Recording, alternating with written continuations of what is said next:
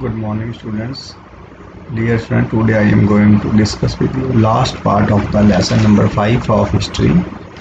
The title of the chapter is Kingdoms and Kings and how the rulers are elected. In this lesson, up to this level, we have studied about the election of the king, यानी उस समय राजाओं का चुनाव कैसे होता था और जनपद और महाजनपद क्या चीज़ थी. Today we will discuss the source of their income, how they earn the income, how the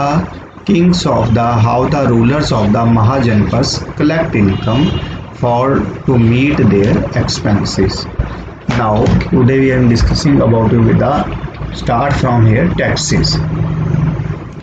As the rulers of the Mahajanpas were building huge forts, maintaining big armies, they needed more resources and they needed officials to collect these. So instead of depending on occasional gifts brought by people, as in the case of Rajas of Janpads, they started collecting regular taxes. It means the rulers of the Mahajanpadas also require money.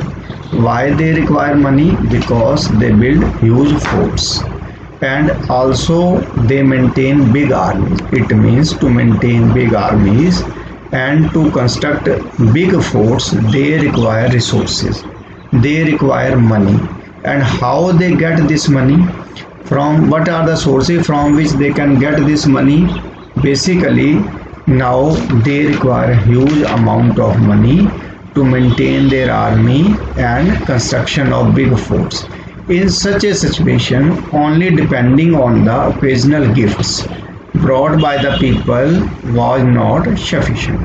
Means if they depend only the gifts which is provided by the people of the Mahajanpadas to the king was not sufficient. They require a huge amount of money for this purpose. Now they cannot only depend upon the taxes. They now not only depend on the gifts provided by the people, rather they have imposed tax on the people as a regular source of their income. Now how this tax was imposed and who collect this tax? The first thing was that taxes on the crops were the most important. This was because most people were farmers. Usually the tax was fixed at 1/6 of what was produced. This was known as the bhaga or a share. It means the first source, how the first tax was collected.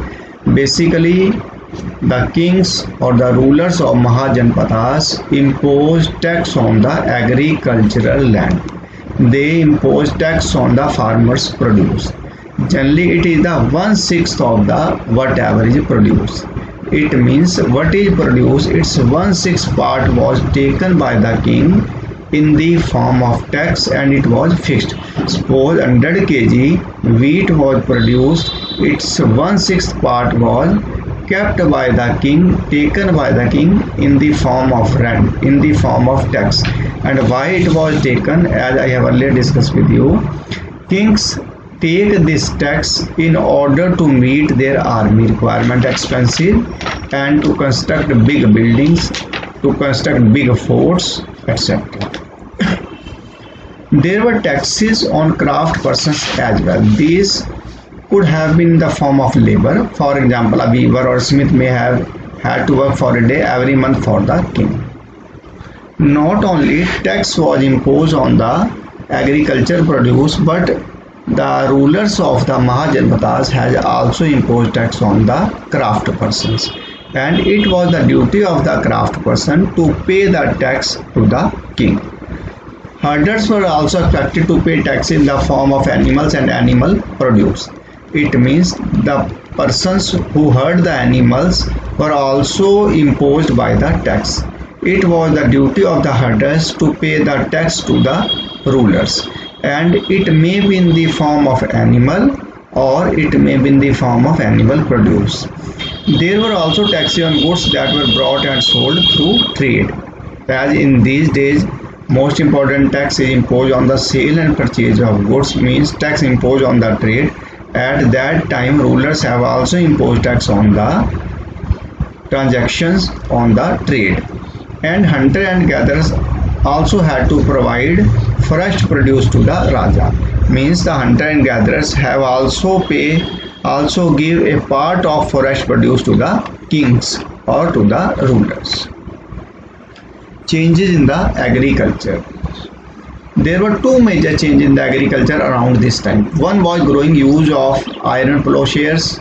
This meant that heavy clay soil could be turned over better than within a wooden plowshare, so that more grain could be produced. The first change was means at that time in the pattern of agriculture way was also changed. The one pattern of agriculture process was changed was the use of iron plow instead of wooden plow. Earlier farmers used wooden plow, but it was difficult to cultivate the tough land. It was difficult to cultivate the heavy land, heavy soil with the wooden plow. But now farmers have changed their pattern of agriculture. They have changed the plow, and now the plow used by the farmers were made of the iron, and it can easily reshuffle the land. It can easily use for the cultivation purpose of land. The second change in the agriculture pattern was people began transplanting paddy. This means that instead of scattering seed on the ground from which plants would spurt, saplings were grown and then planted in the field, they led to increased production as many more plants survived. Means now second change was transplanting paddy. It means now they have starts cropping, now they have start production of paddy by transplanting its seeds in the land. This led to increased production. As many more plants survived, however, it was back-breaking work. Generally, slave men and women and landless agriculture laborers had to do this work. Generally, this type of the work means which type of work? Means agricultural work. Means all agricultural process was done by those people who were slaves, who were landless, who were poor at that time. A closer look Magad. Find Magad on map 4. Magad became the most important Mahajanpada in about 200 years. Many rivers such as Ganga and some followed through Magad. This was important for transport, water supplies, making the land fertile. Parts of the Magad were forested. Elephants which lived in the forest could be captured and trained for the army. Forest also provide wood for building houses, carts and chariots. Besides, there were iron and mines in the region that could be tapped to make strong tools and weapons.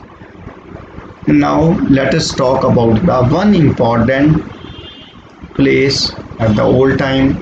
The place name is Magad, now Bihar. Magad. Magad was the most important Mahajanpada about 200 years ago. The Magad was a most important Mahajanpad approximately 200 years ago. The many rivers passes from this area, Ganga, Sonbad, followed from the Magad.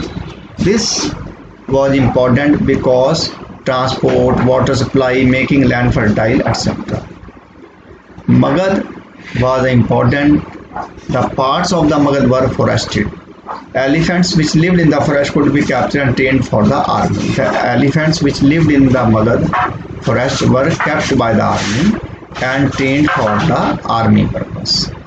Forests also provided wood for building houses, carts and chariots. Besides, there were iron ore mines in the region that could be tapped to make strong tools and weapons.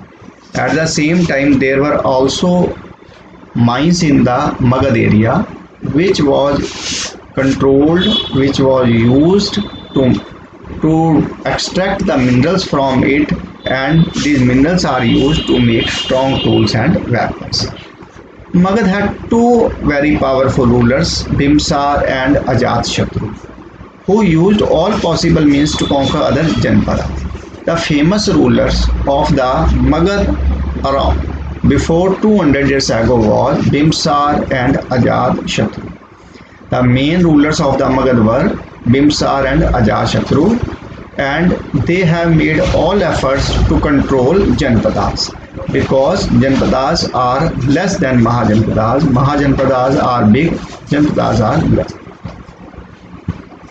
Mahapadam Nanda was another important ruler. He extended his control over the northwest part of the subcontinent. Rajagiriha in Bihar was the capital of Magad for several years. Rajagiriha, present day Rajgir, was the capital of Magad state several years. Later the capital was shifted to Pataliputra, now it is known as the Patna.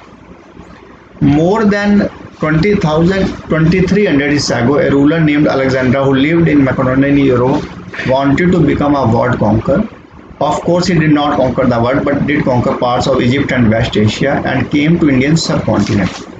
Reaching up to the banks of the Beas, when he wanted to march further east for his soldier refuge, they were scared as they had heard that the rulers of India had vast army of foot soldiers, chariots and elephants.